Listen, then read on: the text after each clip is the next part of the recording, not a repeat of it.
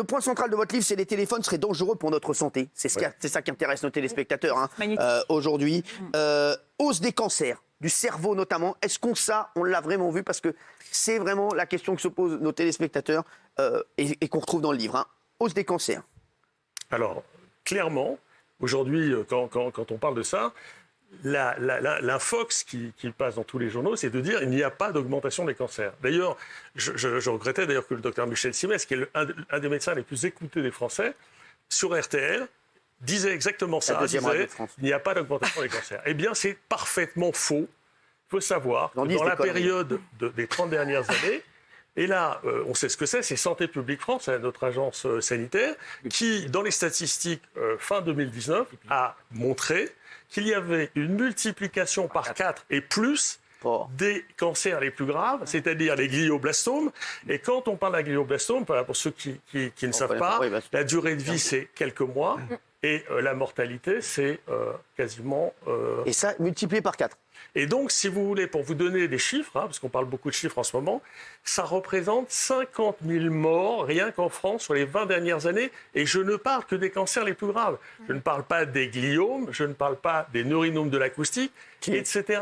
Alors, donc, ça veut vous allez voir, il y a d'autres problèmes avec le téléphone aussi. On va regarder juste, on va passer à la dernière partie de Touche pas au poste. On va regarder le témoignage de Gérard. Regardez, dernière partie.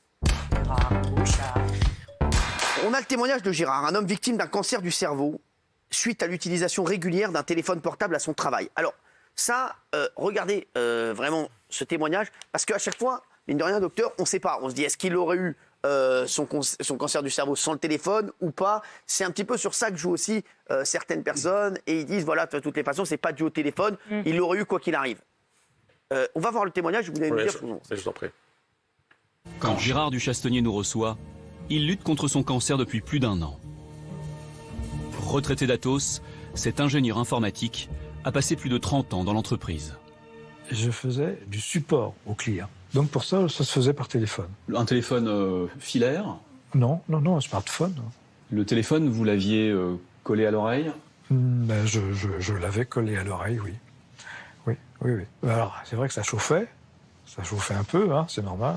Nous avons réussi à identifier les locaux dans lesquels Gérard Duchastenier a travaillé, juste en face de l'antenne relais.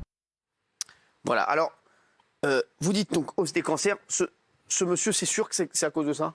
Mais ce qu'il faut, c'est entendre ce que dit Santé publique France. Parce que là, il y a ce témoignage, et d'ailleurs, dans l'excellent documentaire qui est en replay sur France 2, de complément d'enquête, vraiment, il faut regarder ce documentaire.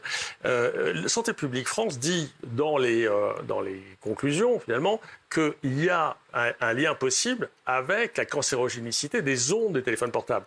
Et ce n'est pas Marc Arasi qui le dit. Vous voyez ce que je veux dire? C'est Santé publique France. Il paraît qu'il y a des problèmes cardiaques aussi. Voilà. Alors là, en l'occurrence, on a eu, mais dans l'actualité récente, la question des gens qui sont cardiaques ou qui portent des pacemakers. Et alors là, ça s'est focalisé sur l'iPhone 12 d'Apple. Et tout d'un coup, Apple a dû faire, entre guillemets, un mea culpa en expliquant que...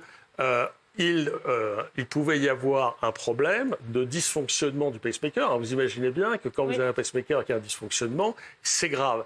Et juste pour préciser, il y a à peu près 350 000 Français qui ont, à minima, des pacemakers. Donc ce sujet-là, aujourd'hui, il devrait être dans l'information au grand public, ça devrait passer aux informations télévisées. Ça ne l'est pas. Alors, ça a été le cas de et l'électro-hypersensibilité, c'est quoi l'électro-hypersensibilité? Alors, ça, c'est aussi une des conséquences de la surexposition aux ondes. C'est-à-dire que vous avez, alors, selon là encore les chiffres de notre agence sanitaire, ANSES, agence sanitaire et environnementale, ce ne sont pas les chiffres de Marc Arasi.